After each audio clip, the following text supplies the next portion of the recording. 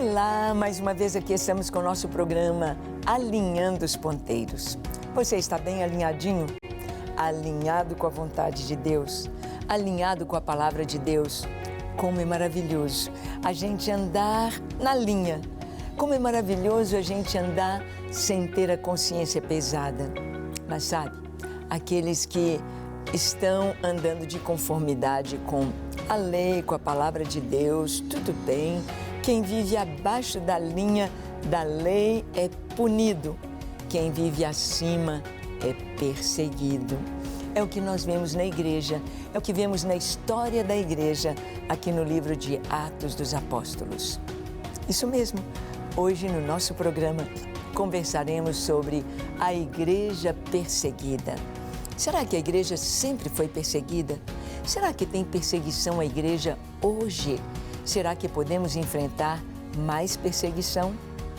Bem, vamos ver o que a Escritura nos diz, o que a Palavra de Deus nos mostra. Deixe o seu coração aberto para Deus, pronto para ouvir a sua voz e estar alinhado com a sua vontade. O programa Alinhando os Ponteiros já começou.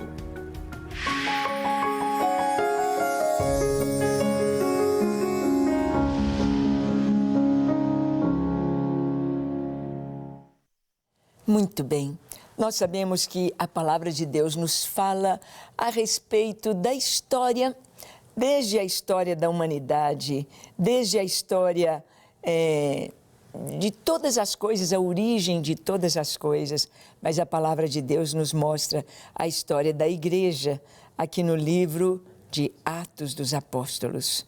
Nós vamos ver que a igreja nasceu, se tornou conhecida. Quando nasce um bebezinho, o médico ou a parteira, né, quem fez o parto ali, toma o bebezinho e dá uns tapinhas no bumbumzinho ou no pezinho do bebê para que a criança chore, para que o seu pulmãozinho possa encher de ar. Porque estava colabadinho, ela não tinha ainda entrado o ar nos seus pulmões. Ela precisa começar a respirar com os seus próprios pulmões. Então ela precisa chorar. E aquele que a criança traz, aquele choro, dilata o seu pulmão, enche de ar, esse oxigênio vai para o seu corpinho, vai para o seu sangue, a corrente sanguínea vai levar vida, vai levar energia, vai levar a bênção, a vida para todas as células do corpo. O chorar, o anunciar, nasci. Então, nós vamos ver que a igreja também, ela vai nascer.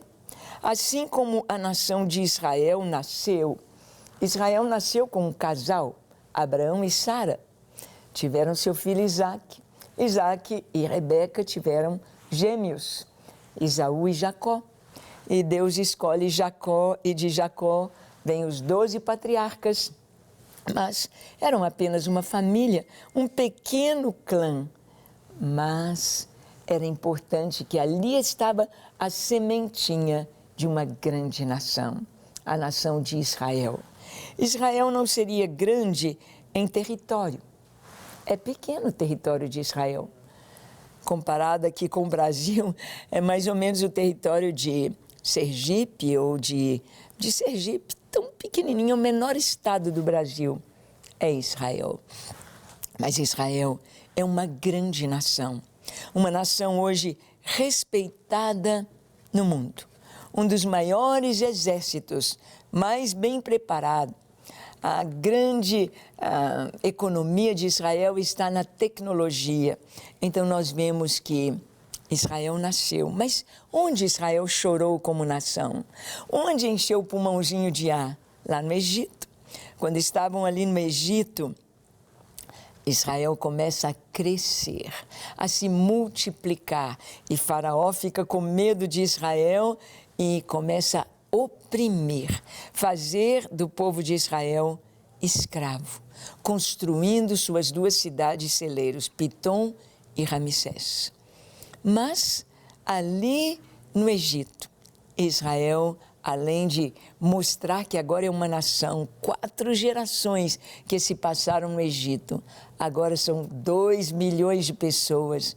Israel chora, Israel anuncia que é uma nação, Israel clama a Deus. Eles oram. Deus, é a hora de nos tirar do Egito. Já eram uma nação. E a igreja? Quando é que a igreja chorou? Foi lá em Atos capítulo 2, quando aqueles 120 ali estavam orando e clamando, Deus, aqui estamos. E o Espírito Santo veio, encheu a igreja, capacitou cada um daqueles 120 a serem guerreiros da oração, a serem pregadores da palavra, a não temerem, a não terem medo de Herodes, não terem medo de Roma, não terem medo do Império Romano, mas prosseguirem pregando a palavra. A igreja nasceu anunciando, nasceu já falando em vários idiomas. E nós vamos ver que logo no início já começa a perseguição em Jerusalém. Atos 8, de 1 a 3, nós lemos assim: E Saulo consentia na sua morte. Naquele dia levantou-se grande perseguição contra a igreja em Jerusalém, e todos, exceto os apóstolos, foram dispersos pelas regiões da Judéia e Samaria. Alguns homens piedosos sepultaram Estevão e fizeram grande pranto sobre ele.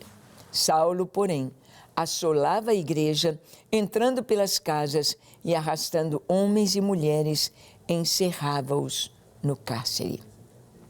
Bem, a partir deste capítulo 8 de Atos, vai surgir um novo personagem, Saulo de Tarso. Vamos ver quem é ele e o que vai acontecer. Aqui diz que Saulo consentia na morte de Estevão. Saulo ou Saul, o nome dele é o mesmo nome do rei Saul. Saul ou Saulo estava consentindo na morte de Estevão, ou seja, ele era um fariseu, ele era um estudioso da palavra de Deus, ele era um religioso muito firme, muito centrado, muito focado no que deveria fazer. E Saulo, ou Saul, consentia na morte de Estevão. Ou seja, o contexto religioso da época da igreja primitiva, da igreja do primeiro século, o contexto religioso era totalmente contrário a Jesus, perseguindo Jesus, perseguindo os apóstolos, perseguiram Pedro e João, porque curaram o coxo lá na porta do templo, prenderam os dois. E um anjo os tirou da cadeia à noite e eles ficaram assustados, o que está acontecendo? E depois os obrigaram, dizendo, não falem desse nome, vocês estão proibidos. A gente tem ouvido alguma coisa aqui no Brasil também, vocês estão proibidos de falar. Não falem deste nome. Vocês estão lançando sobre nós a culpa da morte desse Jesus. Ora, era tão claro que Pilatos perguntou, que farei de Jesus chamado Cristo? Já que vocês estão escolhendo Barrabás, que farei de Jesus? E eles gritaram, crucifica-o, crucifica-o, crucifica-o. Não tem jeito, ou nós amamos Jesus, ou estamos do lado de Jesus, ou queremos Jesus, ou gritamos como a multidão, crucificam. Saulo consentia na morte de Estevão, achou muito bom. E naquele dia, no dia que Estevão foi apedrejado, quando tomaram Estevão, seu corpo, e o sepultaram, diz a palavra que levantou-se uma grande perseguição contra a igreja em Jerusalém. E todos, exceto os apóstolos, foram dispersos pelas regiões da Judéia e Samaria. Aquela perseguição levou a igreja para outras cidades. Ficaram os apóstolos em Jerusalém. Os 12 ali ficaram com Matias no lugar de Judas Iscariotes. Mas todos foram dispersos. Começaram a entrar nas casas e prender homens, mulheres. Os irmãos então pensaram, bem, vamos sair daqui. Chamou a esposa, pegou os filhos, pegou a mudança, o que podiam, e foram para Judeia e Samaria. Entraram nas cidades dos samaritanos e por toda a Judeia foram dispersos. Sepultaram Estevão. E diz a palavra aqui que Saulo, ou Saul, assolava a igreja, entrando nas casas e arrastando homens e mulheres, encerrava-os no cárcere. Saulo estava ali com ódio dos cristãos, achando que ser um cristão, achando que Cristo era um traidor do judaísmo. Não buscaram saber quem é Jesus. Não buscaram conhecer os seus ensinos, não buscaram saber quem é Jesus, mas simplesmente o rejeitaram. Isso muitas vezes continua acontecendo com as pessoas, não querem nem saber, simplesmente rejeitam. Rejeitar Jesus. Ou nós o aceitamos, ou fazemos dele o nosso amigo, o nosso Deus, o nosso Senhor, o nosso amado, ou o rejeitamos gritando, crucificam. Não queremos que ele reine sobre nós. Então, nós vemos aqui que Saulo, entrando nas casas, arrastava homens e mulheres, sem nenhuma piedade. A perseguição, ela é cruel. A perseguição é algo insano, movido pelo ódio, movido por um pensamento fixo que a pessoa pensa que ela está certa, ela acha que ela está correta. E então faz coisas tão terríveis, se coloca contra Deus. Colocar-se contra Deus, que perigo. Colocar-se contra Deus não é brincadeira, porque Deus é Deus. Deus não é homem, Deus não é menino, Deus não está brincando. A palavra de Deus é a verdade e a palavra de Deus se cumpre, tanto nos salvos, dando-lhes vida eterna, dando-lhes o cumprimento das suas promessas, as recompensas, como se cumpre naqueles que o rejeitam, naqueles que não querem, naqueles que não desejam, condenação eterna. Mas nós vamos ver que, mesmo havendo essa perseguição tão terrível, vamos ver os resultados da perseguição em Jerusalém. Saindo todo mundo, indo pela Judeia, indo por Samaria, começaram a pregar e fundar a igreja e plantar a igreja onde eles iam. Olha os resultados, Atos 8, versículo 4, lemos assim: entre mentes, os que foram dispersos iam por toda parte pregando a palavra. A perseguição só serviu para ser como um vento, uma direção de Deus para que eles fossem pregando a palavra. Não parar, não desanimar, não arrefecer, nunca deixar de pregar. A perseguição serviu apenas para que eles pudessem romper, para que pudessem ir mais além, para que pudessem trazer mesmo vidas salvas, vidas para o Senhor. A perseguição serviu apenas para que eles pudessem pregar com mais garra. Muitas vezes nós temos uma vida tranquila, estamos na nossa zona de conforto, aquela vida tranquila, então, não tem problema, as pessoas aceitam quem quer, não vou me preocupar com as pessoas, mas não deve ser assim. É nossa tarefa, a nossa tarefa é pregar.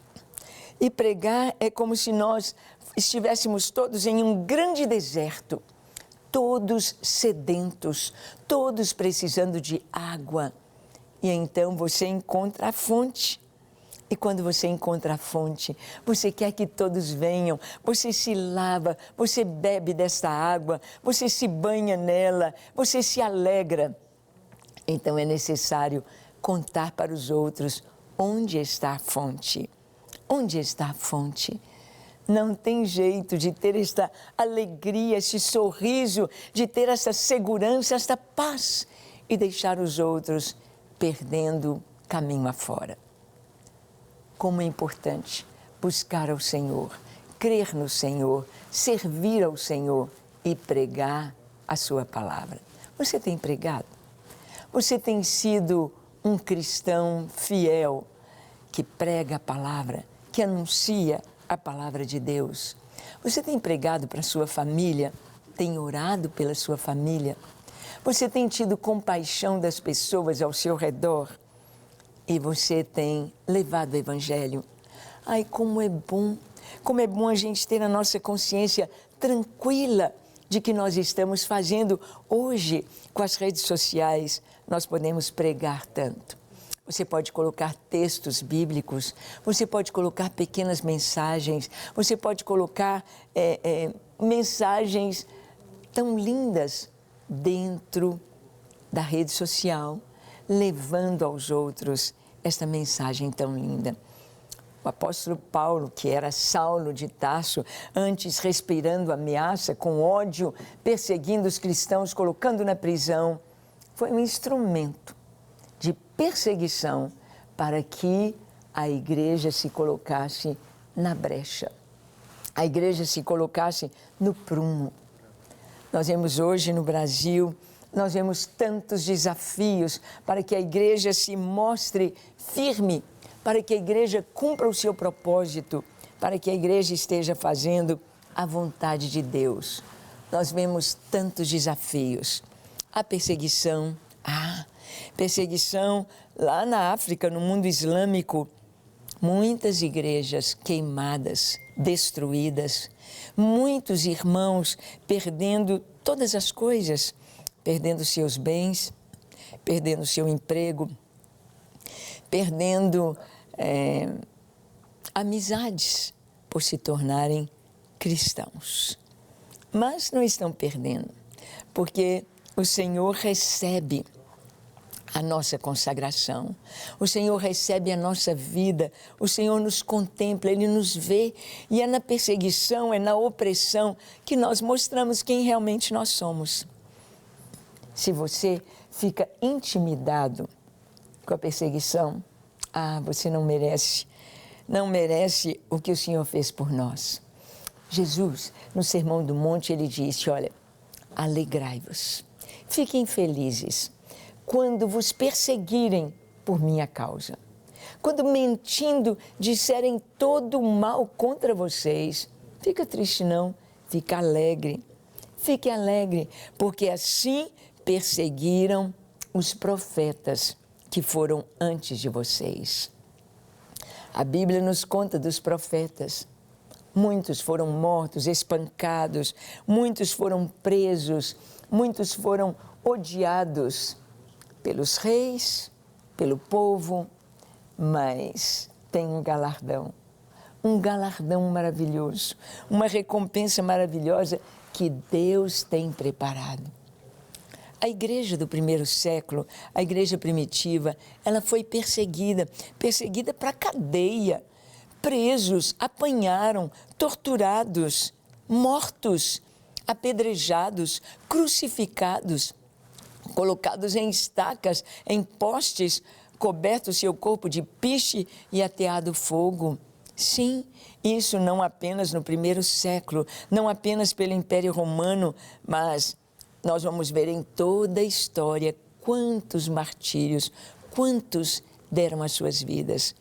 E Jesus já havia dito, quem amar seu filho, a família, as coisas mais do que a mim, não é digno de mim. Ele diz, aquele que vem a mim, aquele que quer me seguir, ele deve aborrecer a sua vida. Quem perde a sua vida, por amor de mim, do Evangelho, está ganhando a sua vida. Mas aquele que quer ganhar a sua vida, quer segurar as coisas, ele vai perdê-la. Nós vamos ver aqui, nos resultados da perseguição, é que os irmãos começaram a pregar. E não isso apenas. Houve sinais, milagres e uma pregação intensa do Evangelho. maciça do Evangelho. Olha, Atos 8, de 6 a 7, lemos assim: as multidões atendiam unânimes às coisas que Filipe dizia, ouvindo-as e vendo os sinais que ele operava. Pois os espíritos imundos de muitos possessos saíam gritando em alta voz, e muitos paralíticos e coxos foram curados. O povo foi disperso, tiveram de sair de Jerusalém. Jerusalém era o seu cantinho, Jerusalém era a cidade para onde as pessoas vinham comemorar as festas bíblicas. Vinham de todas as partes de Israel, vinham da Galileia, de Decápolis, vinham da Judéia, vinham de todo lado da Pérea e vinham também de outros países, de outras nações. Vinham no primeiro mês para Páscoa, pães asmos e primícias. Vinham no terceiro mês para comemorar a festa de Pentecostes. Vinham no sétimo mês para comemorar a festa das trombetas, o Yom Kippur, ou o Dia do Perdão e Tabernáculos. Então, eles ganhavam um bom dinheirinho ali, porque nesse período havia o turismo religioso, ou seja, as grandes romarias que vinham para Jerusalém e tinham de ficar ali pelo menos 15 dias de festa, pelo menos 15 dias. E geralmente esse tempo se estendia para um mês. E as pessoas em Jerusalém, eles iam alugar as suas casas para os peregrinos, os romeiros. Eles iriam ter um bom lucro no seu comércio. Todo mundo que vinha de longe queria comer a comida ali de Jerusalém, o falafel, comer o pão, a carne, e queriam comprar as coisas que havia em Jerusalém, as roupas, os utensílios. Então, gerava muito dinheiro, mas eles foram dispersos de Jerusalém. Os irmãos que tinham sua casinha lá em Jerusalém tiveram de deixar sua casinha para salvar a própria vida, a própria família. Então foram dispersos e foram para a região da Judéia, de Samaria e pregavam. E olha, os sinais e milagres com a pregação do Evangelho. As multidões ouviam que Filipe pregava e, vendo os sinais que ele operava, eram salvos. Espíritos imundos saíam, gritando em alta voz, e muitos paralíticos e coxos foram curados. Deus estava usando Filipe ali em Samaria. Mas vamos ver a repercussão do Evangelho em Samaria, para onde foi o Filipe, um dos primeiros diáconos da igreja. Atos 8:8, lemos assim: e houve grande alegria naquela cidade. Houve grande alegria naquela cidade. Filipe, um dos primeiros diáconos, era um evangelista. E ele pregava e as pessoas se rendiam a Cristo. E Filipe era cheio do Espírito Santo e então sinais aconteciam. Filipe orava e os paralíticos andavam, os coxos endireitavam seus pés aleijados e as pessoas eram curadas de várias enfermidades e elas vinham para ouvir a palavra. Junto com a pregação da palavra, tem os sinais. Junto com a pregação da palavra, vem os endemoniados. Sim, eles estão onde está ali o povo de Deus e manifestam o inimigo ali. E eles eram curados, eram libertos. E as pessoas ficaram cheias de alegria. Onde a igreja chega, ela vai mudar o ambiente. Onde a igreja chega, ela vai trazer alegria, alegria. E a alegria do Senhor é a nossa força. Aleluia. Então, esta era a consequência da perseguição. E na sua vida? Está bem, está tudo certinho na sua vida? Não tem perseguição nenhuma? Nem da família, nem no trabalho? Ou será que tem? O inimigo não gosta de ouvir este nome, Jesus. Jesus. Se você fala Deus te abençoe, eles falam amém. Mas se você diz Jesus te abençoe, Ó, lá vem o crente, lá vem o crente. Vamos pregar? Vamos mostrar o caminho da fonte? Vamos falar de Jesus? Vamos ser usados para orar pelas pessoas e Deus operar cura e sinais? Você já está salvo? Vamos orar? Feche os seus olhos, curve a sua fronte. Se for possível, se ajoelhe. Ore comigo dizendo assim: Senhor, eis-me aqui em Tua presença. Reconheço, Senhor, que eu preciso de Ti, preciso do Teu perdão, preciso do Teu amor, preciso da Tua salvação, preciso beber da Tua fonte, preciso ser uma nova criatura, preciso ser um contigo, preciso receber de Ti força, graça, misericórdia, sabedoria, perdão, paz, salvação.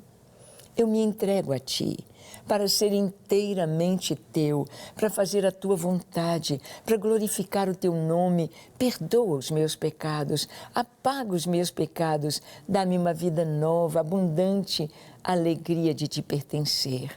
Eu me entrego a Ti, hoje e para sempre. Recebe-me, recebe-me e encha-me com Teu Espírito Santo. Amém, amém e amém. Graças a Deus. Quando Deus nos enche com o Espírito Santo, é para a gente pregar. Custe o que custar, servir ao Senhor, falar da Sua palavra, é a tarefa mais sublime, mais maravilhosa. Vale a pena, tem recompensa aqui e lá. Deus te abençoe ricamente. Até o nosso próximo encontro, quando aqui estaremos compartilhando com você a palavra de Deus. Até lá.